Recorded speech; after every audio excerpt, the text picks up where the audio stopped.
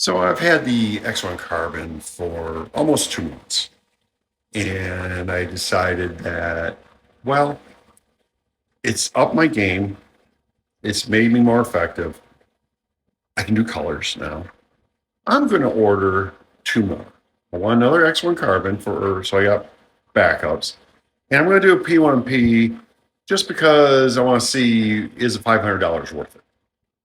So a little recap. This part here, 2 hours and 33 minutes.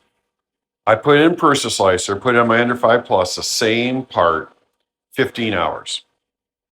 Now, the AMS you can put on a P1P. It's not exclusive to the X1 Carbon, but you can do that. And I think it's $350 roughly. And plus, you got to buy another adapter thing that's like $35 or $50. So let's say $400. Of course, it's enclosed. There's a filter in here. It's got LiDAR. It has a spaghetti detector, a few things like that that are not in the P1P. Now, this thing is much louder without the panels on it. So that's something to consider. I have printed some panels to put on it. We'll see if it deadens the sound. Now, some of the accessories that don't come with the P1P, you can add and bring in many of the accessories, but not all, as far as I understand.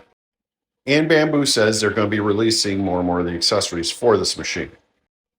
Speed-wise, it seems just as fast. And finish-wise, it's pretty amazing, pretty unbelievable. Because you're not enclosed, you're not going to be able to do ASA, ABS, PA, some of those nylons and stuff over on this machine because you need that enclosure to heat soak those materials. So you're going to be limited to basically PLA, PETG, and like TPU and some of those. Now, could you do a ABS? Yes, but you could have some warping because you're not heat soaking. You're missing the color control panel and, a couple little things like that. So for $500 more than this, you get a complete package with some accessories that are not available for this right now. Excuse me. And out of the box, ready to go. Now, the P1P, I unboxed it, was printing in 15 minutes. So it's kind of out of the box as it is now, but you're just missing some of those little extra niceties. But here's the thing to remember. This thing, finish-wise and performance, will outrun any Ender, any CR, any Prusa in the market today.